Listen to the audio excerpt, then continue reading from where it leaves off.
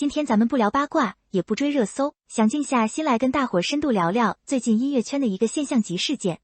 不知道大家关注没有，谭健次近期发布的那几支专辑及单曲录音花絮，表面上看是给粉丝的福利，但在我看来，这简直是在给整个音乐行业的幕后计时立规矩、树标杆。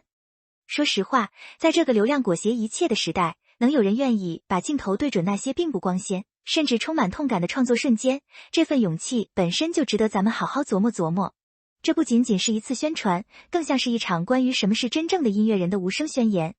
咱们先聊聊第一个点，也是我觉得最打动人的地方，那就是创作的趣味。以往咱们看歌手的幕后，大多是精修图，是灯光下的谈笑风生，幕后过程被高度符号化了，仿佛好音乐是天赋灵光一现的产物。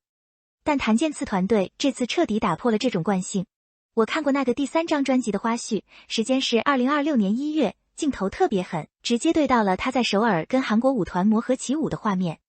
你能清晰地看到他肌肉因为过度疲劳在颤抖，汗水顺着下巴滴在地板上，没有任何滤镜美化。还有在格莱美制作团队调音台前，为了一个转音，他反复试唱到声线嘶哑。这种不修饰的沉浸式记录，我个人觉得特别珍贵，他把创作从天赋神话硬生生拉回了人力可为的范畴。看到这儿，我不禁在想，这才是对观众最大的尊重。他告诉所有人，艺术不是神迹，是汗水堆出来的。比如同年3月发布的特别单曲花絮里，他为了推敲歌词韵律，甚至敢推翻已经成型的旋律框架，只为了强化情感张力。这种真实感，让观众直观地感知到了艺术诞生的艰辛，比任何文案都有说服力。再来说说第二个维度，这种幕后纪实不仅仅是记录，更是在用影视思维重构表达逻辑。谭健次有个特殊身份，他既是歌手，也是演员。这次他把镜头语言深度植入到了音乐纪实里，这招真的很高明。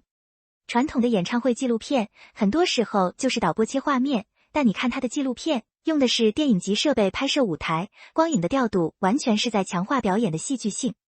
我印象最深的是《水星记》的幕后，居然邀请了专业电影团队来操作实时影像互动系统，让舞蹈动作和心力特效形成精密联动。说实话，这一幕挺戳我的，因为他把幕后从单纯的技术展示升维成了一种美学表达。这不仅仅是给粉丝看的，更是给行业看的。他在传递一个信号，幕后花絮也可以是艺术品。这种视听一体化工业流程的公开，实际上是为行业提供了一套可复用的创作方法论。咱们以前总觉得幕后就是杂乱的，但现在看来，只要用心，幕后本身就是一种审美体验。这种跨界思维，真的让音乐纪实的质感上了好几个台阶。接下来咱们得聊聊内核，也就是那种在流量至上环境里显得格格不入的匠魂。现在行业里速成文化太严重了，很多作品还没打磨好就急着上线，但谭健次花絮里凸显的那种死磕哲学，简直是对这种风气的一种反驳。有个细节我记得特别清楚，在24小时跨国拍摄中，他膝盖有旧伤，但为了完成高难度的卡点动作，硬是强忍着疼痛做完。还有在专辑录音棚里，一句歌词修改了超过20版，直到情感穿透力达标才肯罢休。这种态度，用他自己的话说，叫要呈现完美舞台，而非完美个人。我个人觉得这句话特别有分量，他重新定义了音乐人的专业边界，创作不是表演的附属品，而是以肉身苦行抵达精神共鸣的过程。在这个大家都想走捷径的年代，这种对作品掌控欲大于表现欲的态度，就像是一股清流。它提醒着我们，真正的专业主义，不是看你站在多高的台上，而是看你在台下愿意为了一个音符付出多少代价。这种精神内核，才是支撑一个艺人走得长远的根本。当然，做内容离不开用户，这次花絮在粉丝关系上的处理，也堪称教科书级别。幕后花絮在这里变成了一种情感货币，重构了艺人和受众的连结方式。咱们都知道，粉丝经济有时候挺冰冷的，就是买卖关系，但谭健次在单曲录制时，刻意将歌词改为你曾是同一个姓名，是我手心那颗星，这明显是在呼应粉丝群体的符号。在专辑筹备纪实中，他还大方曝光了创作会议的细节，让小炭火粉丝名从单纯的观赏者蜕变成了精神参与者。这种去商业化的真诚袒露，我个人感觉非常聪明，也非常温暖。它让幕后纪实从宣传工具转为了信任资产。你想想，当粉丝看到偶像为了作品这么拼命，甚至愿意把心里的想法通过歌词传达给自己，这种羁绊的有多深？这为行业示范了用户深度绑定的新路径，不是靠割韭菜，而是靠共情。这种共生关系比任何数据都来得稳固。